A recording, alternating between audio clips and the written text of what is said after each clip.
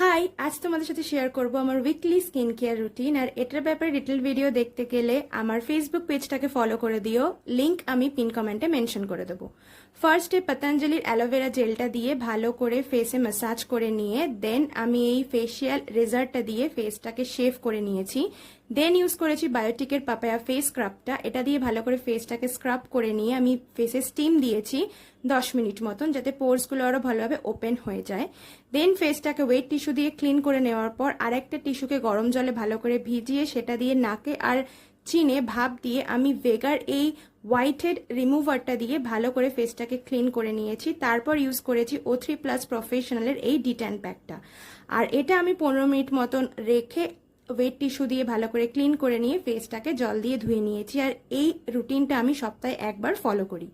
আর তারপরে কি কি করেছি সেটা আসছে নেক্সট পার্টে, সেটা দেখার জন্য please do subscribe to my YouTube